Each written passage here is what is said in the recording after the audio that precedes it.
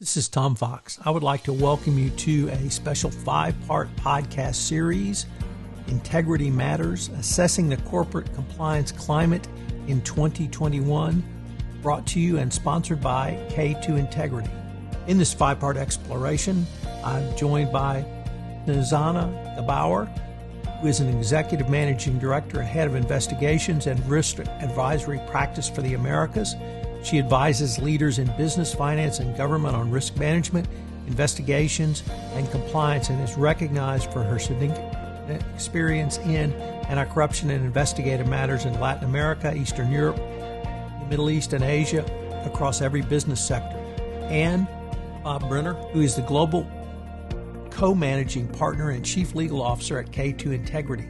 He has more than 25 years' experience in advising government and private sector clients as a monitor, investigator, and as consultant. Bob has been appointed and currently serves as a monitor or independent consultant on behalf of federal, state, and local government agencies, as well as international regulatory bodies. Bob and his team have also designed and implemented changes to compliance procedures, risk assessment procedures and processes, training protocols, and technology to close loopholes and provide both robust monitoring of future transactions and conduct.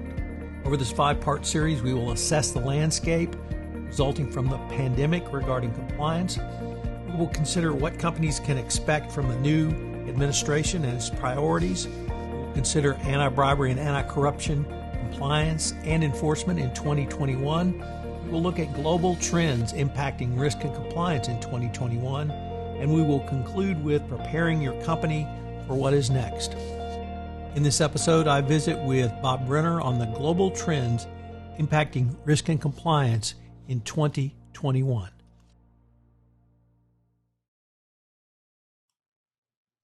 Hello, everyone. This is Tom Fox, back for another episode in our exploration of assessing corporate compliance climate in 2021. Today, we're going to take up global trends impacting risk and compliance in 2021 with Bob Brenner. Bob, first of all, welcome back. Thanks very much, Tom. Good to be with you. Bob, playing Karnak the Magnificent or the veiled look into the land of the future in the crystal ball is one of my most favorite things. But unfortunately, it's become a much bigger part of a counselor and advisor like yourself. So there's 2 or 3 aspects of this I wanted to maybe visit with you about in this podcast. And I wanted to start with sanctions because sanctions ramped up in a way that I think under this administration we had not seen. And here I mean economic and trade sanctions. They were coming fast and furious, sometimes multiple times a day. What do you see this as a trend going forward? Do you see the Biden administration perhaps taking the foot off the gas pedal, or is this just where we are and where we're going to be going forward? Tom, I don't see them taking their foot off the gas pedal, though I think they might do it in somewhat of a more nuanced way. My expectation is that it will be done in a more collaborative way with some of our allies, particularly in the EU. It may be that they're actually more aggressive and in a more systemic way, looking at Russian sanctions. It will continue as what's become a critical foreign policy tool, really. Initially, sanctions historically was something that was used, and the focus of it was to prevent the transfer of illicit funds, and particularly terrorist financing. That's what you really wanted to shut down. But in recent years, it certainly has shifted to be almost more of a central foreign policy tool.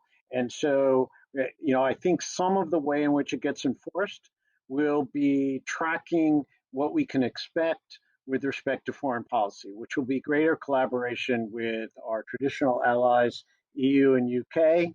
And I think with respect to Russia, it'll be very interesting to see how it's used and whether there will be use of sanctions as retaliation for the recent cyber events, which clearly have been identified as being perpetrated by Russia, even if the senior level of Trump administrations haven't, officially confirmed that or taken any retaliatory action yet.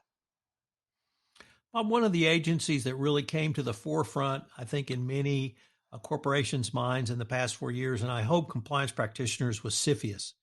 And it's been around, I can't remember, but I want to say almost forever, but probably 30, 40, 50 years. But it really came to prominence under the Trump administration. Do you see it having a prominent presence going forward? And if so, how can we get the word out about this incredibly important committee to corporate America?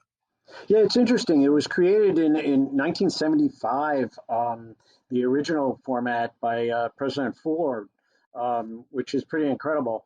And it is a committee that's uh, composed of virtually all of the senior, major departments of government, from Treasury, Secretary of State, the State Department, the Defense Department, and the like. And it has a very broad mandate, on paper. It has the authority to review any foreign investment that could result in the control of a U.S. business by a foreign person. But there then are focuses on different levels of review in broad terms. If it's engaged in a national security implied business, or a variety of other areas. But it's really very broad, and really important for almost all sectors, or almost all advisors to companies that might be foreign companies looking to invest in the U.S. or holding in U.S. Investments, to really understand the breadth and to follow closely the way in which the enforcement actions might occur. So, for instance, now we're assisting a particular company that's in the hospitality sector that happens to have a segment that is a U.S. owned entity. Now, you would think that that is fairly far removed from national security. Um, However, of course, because of the business they're in, they do in their U.S. subsidiaries have access to reservation information, and therefore it's going to be certain personal information about U.S. citizens, and therefore CFIUS is implicated. So really, I would say general counsel and compliance officers for major multinationals really have to look closely about their operations and understand the way in which CFIUS is operating and where their focus and enforcement is. I have to share with you my current favorite CFIUS story, which is the following. In December, in the local Houston paper, the Houston Chronicle, was a story in the business section entitled, "Where was the CFIUS Review?" And it was the purchase by a Chinese corporation of land in West Texas. And I was actually thrilled because it was the first time I'd seen in a regular newspaper a reference to CFIUS, and that somebody knew that even real estate transactions could have a CFIUS review component. So I think maybe the word is finally getting out. Yeah, I mean, I do think if you look back, it took many years from the time when FCPA was first passed to where you had significant broad enforcement and recognition about what the requirements of FCPA are. And so this is a very slow maturation process as well. But I do think that it's going to continue to be um, utilized in a broad way.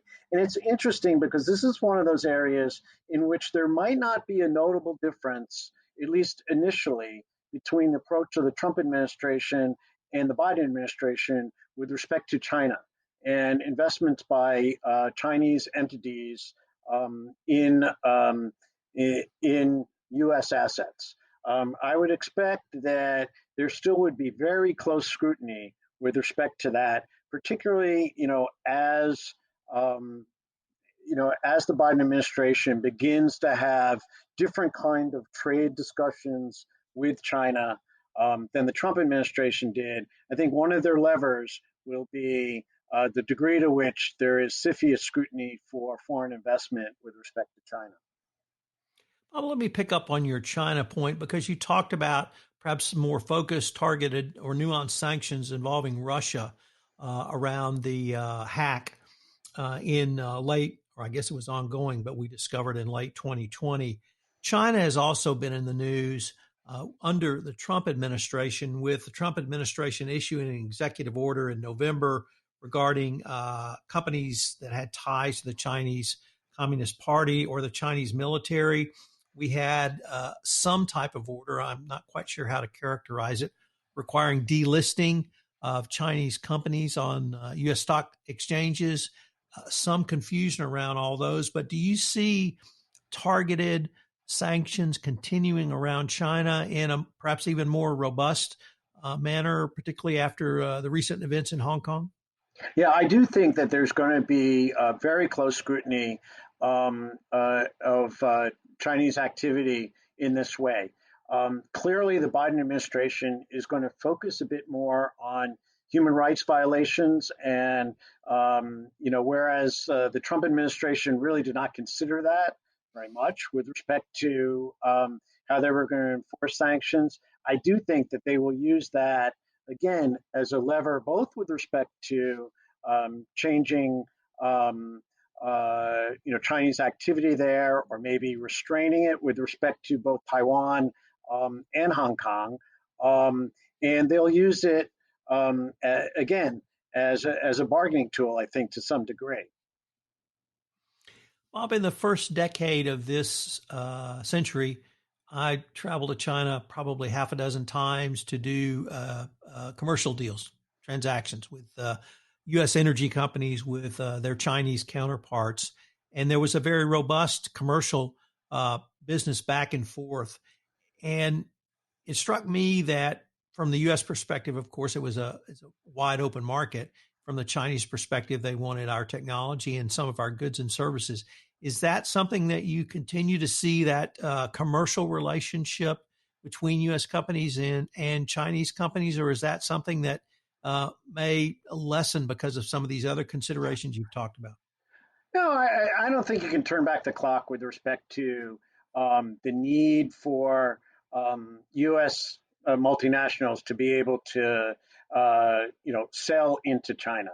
I think it's just a fact. I think some of these other enforcement actions, whether it be CFIUS or sanctions or certain other controls, and might be helpful as Biden administration tries to negotiate reasonable trade agreements, which they're going to want to get certain concessions with respect to the protection of IP, while also otherwise changing the current protocols with respect to tariffs and the like, which aren't serving either side very well, to be honest. Well, unfortunately, we are near the end of our time for this episode, but I was wondering if our listeners wanted more information on any of the topics we've hit upon in this podcast, where could they go? Well, we certainly encourage them to come to k2integrity.com or follow us on Twitter. So, Bob, thank you again. I look forward to continuing the conversation, and I hope our listeners will join us for our 5th and final episode tomorrow, where we talk about preparing your company for what's next. Thanks again. This is Tom Fox again. I hope you've enjoyed this episode in our 5-part podcast series on Integrity Matters, assessing the corporate compliance climate in 2021, sponsored by K2 Integrity. For more information, you can check out the K2 Integrity website at www.k2integrity.com. I hope you'll join us again for another episode as we continue to explore many of the issues that corporate compliance professionals, practitioners, and corporate compliance functions will face in 2021 and beyond. This podcast series has been a special production of the Compliance Podcast Network.